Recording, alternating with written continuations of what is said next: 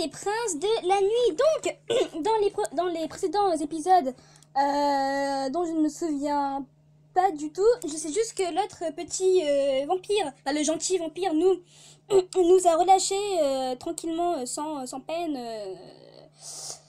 Disons qu'il nous a libérés, donc du coup nous avons pu retourner chez nous sans blessure, sans rien, bref, tranquillement. Donc c'est tout ce dont je me rappelle. Après, ça fait un petit peu longtemps que je n'ai pas repris ce jeu. Je pense que je l'avais complètement oublié en plus. Bref, donc bon bah je vais reprendre ce que j'avais loupé. En plus c'est vrai que je pense que j'avais loupé aussi un scénario. Je pense que je l'avais dit avant. J'avais loupé un scénario spécial. Bon bah tant pis, hein, c'est pas... Si, c'est grave, hein. ça reste quand même ça reste quand même important, les scénarios spéciaux, ça donne le petit croustillant dans un jeu, bon tant pis. Donc nous allons continuer, même si je me souviens plus trop de ce qui se passe.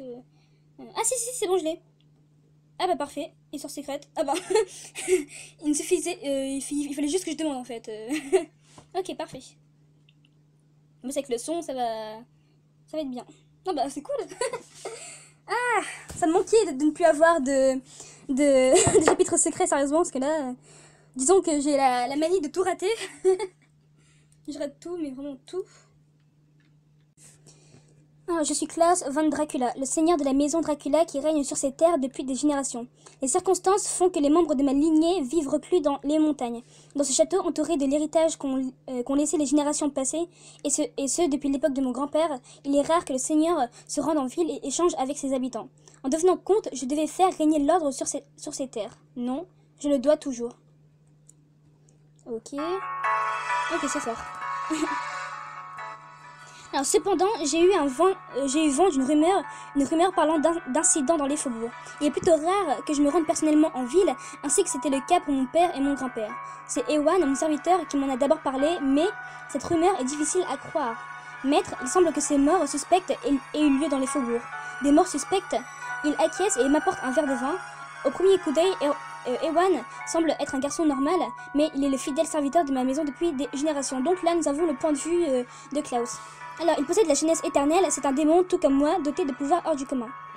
Alors que je saisis le verre de vin, je lui demande « Que s'est-il passé ?» Explique. Les victimes sont des jeunes femmes dont le cou porte les marques de deux crocs. On dirait que nous avons affaire à un vampire. Et comme par hasard, c'est encore des jeunes femmes. On dirait que, franchement, dans toutes les histoires, c'est toujours les filles qui sont en danger, quoi. Oh, à un moment, ça va bien 2 secondes, mais là, quand même. Parce que là, en plus, c'est que des filles, hein. Franchement, ils abusent. Alors quoi, l'œuvre d'un vampire? Je me lève brusquement de ma chaise en entendant cela. Ewan continue son explication. C'est difficile à dire, mais il semble que la population vous pense coupable. Comment? Je le regarde fixement, les sourcils froncés. Ewan, visiblement apeuré, se met à trembler. Ne vous énervez pas, maître. Ce n'est qu'une rumeur. De plus, chaque villageois doit avoir sa propre opinion. J'espère que c'est le cas. Comment une telle rumeur a-t-elle pu? Elle est pour le moins gênante. D'après l'un des témoins, le coupable serait un homme de grande taille, vêtu d'une cape noire. Une cape noire? Oui, tout comme vous, maître. Ewan me regarde. Je vois. Je porte régulièrement une cape noire lorsque je me rends en ville, c'est pour cela qu'on doit me suspecter. Oui, avec une telle coïncidence, il est normal que la rumeur se répande. Que faisons-nous, maître? C'est évident, nous allons attraper le vrai coupable. Il est hors de question que je laisse un vampire de rang inférieur agir librement sur mes terres. Je serre le verre de vin dans ma main jusqu'à ce qu'il vole en éclats. Cependant, attaquer des femmes au hasard et les tuer, je ne comprends pas. Les vampires de rang inférieur agissent à l'instinct, mais ils ne sont pas censés être assez puissants pour pouvoir tuer leurs victimes. Peut-être un vampire de rang moyen doit être légèrement plus fort que la normale. Ewan me lance un regard inquiet. Je savais que vous alliez dire cela, mais faites attention, Helsing est également en ville. Helsing. Je murmure son nom. Le professeur en médecine et théologue Gerald Van Helsing. Depuis que sa sœur s'est fait tuer par un vampire, il n'a en tête que ses recherches pour nous exterminer. Avec une telle rumeur qui court, il a dû se précipiter en ville. Il parcourt probablement la ville chaque nuit, armé de son arbalète. C'est héroïque de sa part, mais il est borné et gênant. Peu importe sa bravoure, il reste un humain. Cela peut au mieux constituer une menace pour un vampire inférieur, mais en dehors de ça, je me change et me rends en ville en quête d'un indice sur ces incidents. Donc là, je pense qu'il va qu'on fait référence à notre... que là, nous allons voir notre rencontre avec le vampire. Bref, alors le ciel est orné d'un croissant de lune rouge ce soir. Il fait assez sombre pour qu'un humain puisse perdre son chemin et je n'ai pas ce problème grâce à ma magie. C'est une nuit parfaite pour chasser sa proie. Mais en même temps, pourquoi est-ce qu'il se balade comme ça? Je sais pas... genre le gars qui veut être le plus suspect possible en fait. Alors, émitouflé dans ma cape, c'est la première chose qui me traverse l'esprit. C'est probablement dû au meurtre de ces derniers temps, mais la ville est beaucoup trop calme. J'arrive à sa périphérie lorsque le cri d'une jeune femme retentit suivi de celle d'un corbeau. En arrivant, j'écarquille les yeux frappés par la surprise. Un homme portant une cape identique à la mienne est accroupi, ses crocs plantés dans le cou d'une jeune femme blonde, le teint pâle, les cheveux blonds, les crocs acérés. Cette silhouette m'est familière. Mathéos. Ok, donc maintenant nous avons son prénom, Mathéos. Alors, ce visage, je ne pourrais l'oublier même si je le voulais. Cet homme est mon frère, Mathéos. Oh, ça devient intéressant. Alors, Mathéos, je suis donc de retour. Mon frère qui avait subitement disparu de la ville est finalement de retour. Cela me fait froid dans le dos. Marie, une autre jeune femme, est également présente et hurle, je reprends mes esprits. À cet instant, Helsing accourt dans ma direction. Mathéos, quant à lui, a disparu. Il la fuit. Je grince des dents, puis regarde en direction d'Helsing et de la jeune fille. Elle est penchée sur le corps inanimé de la fille qui vient de se faire attaquer par Mathéos. Mathéus plutôt, je vais l'appeler comme ça parce que Mathéos... voilà. Alors, même de loin, le teint du visage de la jeune femme appelée Marie m'apparaît livide.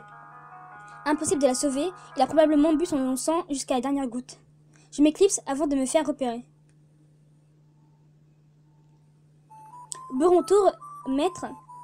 Je tends ma cape à Ewan, puis m'assieds sur la chaise près de la cheminée. Celui-ci m'apporte rapidement un verre de vin. Que s'est-il passé? Sans prononcer un mot, je prends le verre qu'il me tend. J'ai entendu dire qu'une autre jeune femme s'est fait attaquer. Oui, je me trouvais sur les lieux à cet instant. Ewan enchaîne immédiatement. Oh, vous avez donc vu le coupable? Oui. Je bois mon verre de vin d'une traite, puis lui explique. Le coupable est Mathéos, mon frère. Mathéos? Ewan ouvre grand les yeux. Je me remémore les événements de la journée, le regard plongé dans le feu de la cheminée. Mathéos, depuis quand es-tu de retour? Quelles sont tes intentions? Attaquer les jeunes femmes, plonger les gens dans la peur? As-tu l'intention de salir mon nom? Je me rappelle ma relation avec Mathéos, puis me mords nerveusement les lèvres. Comment a-t-on pu en arriver là? Je sens mes muscles se tendre malgré moi. Depuis ce jour, le nombre de meurtres commis par Mathéos n'a cessé de croître. Alors les cloches des funérailles sonnent chaque jour. C'est comme si le chagrin des villageois résonnait jusqu'au château. Je dois faire quelque chose, mais la ruse de Mathéos me cause vraiment problème. Et il y a ce professeur Helsing. Il croit dur comme fer que je suis le coupable, il semble prêt à tout pour me tuer. Je ne peux pas agir librement. Si je passe mes nuits à parcourir la ville, puis retrouver Mathéos, les soupçons me concernent ne feraient que grandir. Est-ce le but de mon frère? Je serre les poings, frustré par mon impuissance. Soudain, Ewan s'approche. Maître, la jeune femme de l'autre jour, elle est morte aujourd'hui. Cette autre femme, Marie, qui a été attaquée par Mathéos l'autre jour, j'avais demandé Ewan de se renseigner sur son état. Je vois. Ils n'ont donc pas pu la sauver. Je jette un regard vers le ciel obscur et déclare. Je sors un moment. J'attrape une fleur de lys dans le jardin, puis me range au cimetière. Ah, d'accord, donc c'est pour ça qu'il était là. Ok, alors je reste dissimulé dans l'ombre lorsque j'aperçois une jeune femme avec Helsing juste devant la tombe de Marie. Laissez-moi vous assister dans votre chasse aux vampires. De longs cheveux blonds, des yeux verts émeraude, son visage d'ange semble exprimer une certaine détermination. Cette femme ressemble à... Il s'agit de la jeune femme qui a hurlé le nom de Marie lorsque Mathéos l'a attaquée. Je vois, ce devait être sa sœur. Elle se met alors à hurler devant la pierre tombale. Vous pouvez vous servir de moi comme appât, je veux venger ma sœur. Azumi, tu es prête à aller jusque-là? Professeur Helsing, abasourdi, lui répond. Bien, suis-moi. Oui. En proie à des émotions complexes, je les suis du regard, toujours dissimulé dans l'ombre. Cette jeune femme s'appelle donc Azumi. Elle est prête à servir d'appât et se sacrifier pour se venger. Elle devait réellement aimer sa sœur. Je repense à Mathéos en agissant ainsi et est devenu mon ennemi. Je me demande quand tout cela a commencé. Je m'avance dans le cimetière désormais vide et dépose la fleur de lys sur la tombe de Marie. Je ne connais pas le visage ni le nom des autres victimes, mais maintenant que je me retrouve face à cette tombe, je me lamente sur le sort de toutes ces personnes que Mathéos a tuées. Désolé de ne pas avoir pu te sauver, je te promets d'arrêter cet homme. Je me relève plus déterminée que jamais.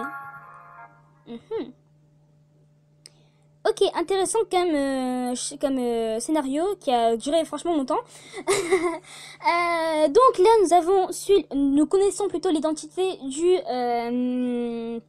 tueur. Ce n'est d'autre que le frère de Klaus.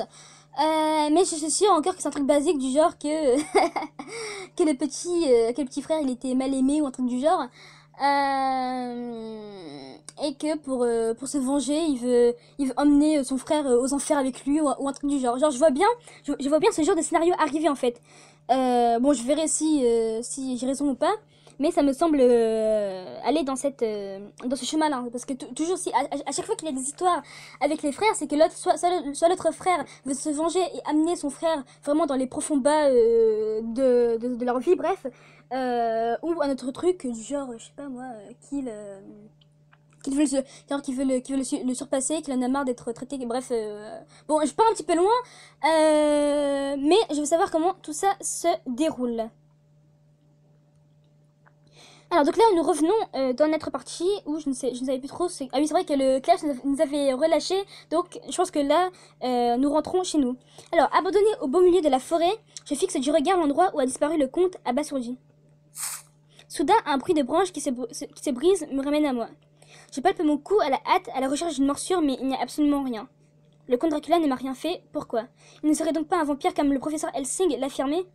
Pourtant, je ne retrouve aucune autre raison à sa force surhumaine et au fait qu'il puisse voler dans les airs. Cela veut dire que c'est un vampire, mais pas celui qui a commis les meurtres. Tandis que je recherche une explication rationnelle, le croissement, putain, je galère à lire, le croissement d'un corbeau et le son des battements d'ailes me fait sursauter. Je me souviens alors de l'endroit où je me trouve en pleine forêt. Je ne dois pas m'attarder ici, il faut que je retourne en ville au plus vite. Tremblante de peur, je me précipite vers l'orée de la forêt. Finalement, revenu aux alentours de la ville, je me dirige droit vers la demeure du professeur Helsing. Il doit être mort d'inquiétude après m'avoir vu me faire enlever de cette façon. Une fois devant chez lui, je m'aperçois que des lanternes brillent à l'intérieur malgré l'heure tardive. Ils doivent faire un plan pour l'encercler, pour tuer le pauvre petit Klaus qui lui n'a rien fait. Hop.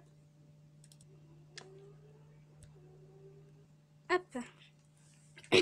Alors, la porte n'est pas fermée à clé, j'entre sans taper, je me dirige aussitôt vers le deuxième étage où se trouve probablement le professeur.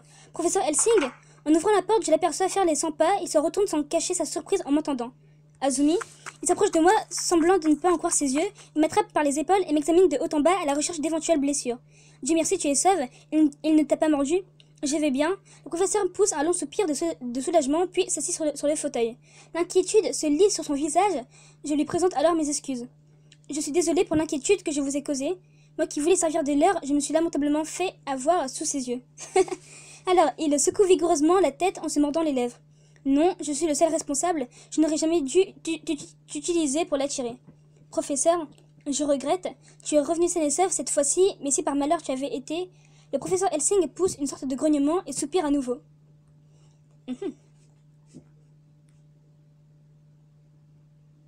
C'est franchement dommage que pour l'instant il n'y ait pas d'autre parcours. J'aurais bien voulu faire le parcours de Helsing.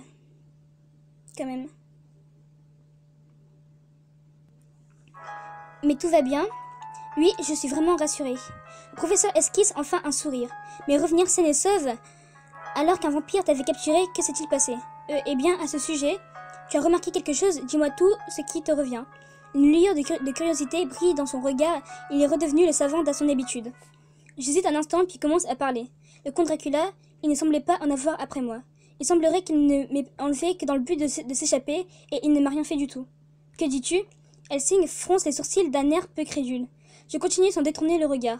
Il est même possible que le comte Dracula ne soit pas le vampire qui a attaqué toutes ces femmes. La surprise se lit alors sur le visage du professeur. L'instant suivant, il redevient cependant stoïque. En même temps, c'est vrai... C'est dur à croire tout ça. Alors, ne me dis pas de sottises, qui pourrait être le coupable à part lui? Mais, toi aussi tu as pu constater sa force surhumaine et le voir voler dans les airs, n'est-ce pas? De tels pouvoirs ne peuvent être que ceux d'un vampire supérieur. Oui, je le sais bien, mais... Le professeur me coupe la parole et continue. Tu as bien vu à quel point ces cadavres étaient conservés? Il a tué ces personnes d'une seule morsure au cou, sans leur causer aucune autre blessure. Seul un vampire de haut rang en est capable. Est-ce vraiment le cas? En effet, désolé. Est-ce vraiment le cas? Est-ce vraiment le cas? Même si le criminel est un vampire supérieur, le comte Dracula ne doit pas être le seul, il y en a peut-être d'autres. Non, c'est impossible. Là, il est en train de se cacher. Il se cache la vérité, il se met un voile devant ses yeux. Le professeur rejette fermement cette hypothèse. Comme tu le dis, il est possible qu'il existe d'autres vampires de haut rang. Cependant, ils portent une grande importance au territoire. Il est impossible qu'il y en ait plusieurs dans une si petite contrée. Les savoirs du professeur sur les vampires est sans égal. Je ne trouve rien à répliquer et reste silencieuse. Le professeur Helsing se lève et pose une main sur mon épaule. En tout cas, la raison pour laquelle il ne t'a pas touché reste un mystère. Mais il n'y a aucun doute sur le fait que ce soit le comte Dracula qui a tué les autres femmes. Il est rusé, il t'a peut-être laissé en vie pour nous tendre un piège, tu ne dois pas lui faire confiance. Oui. Le professeur semble soulagé de me voir acquiescer.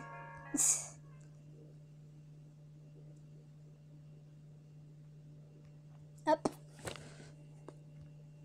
En tout cas, la raison pour laquelle il ne t'a pas touché reste un mystère. Mais il n'y a aucun doute sur le fait que ce soit le comte Dracula qui a tué les autres femmes. Il est rusé, il t'a peut-être laissé en vie pour nous tendre un piège. Tu ne dois pas lui faire confiance. Oui. Le professeur semble soulagé de me voir acquiescer. Cependant, la stratégie du leurre n'est désormais plus envisageable. Avec ce qu'il s'est passé cette nuit, il s'est certainement rendu compte du piège qu'on lui a tendu. Vous avez raison, ce serait quand même bien que l'on puisse arrêter ces agressions, mais bon. Bien, réfléchissons à un autre plan. Sur ces paroles, le professeur Helsing me lance un regard coupable. Tu sembles épuisé. Excuse-moi, après ce que tu as vécu ce soir, je devrais te laisser dormir plutôt que de te harceler des questions. Ce n'est rien. Je tente de lui sourire tant bien que mal. Déjà ?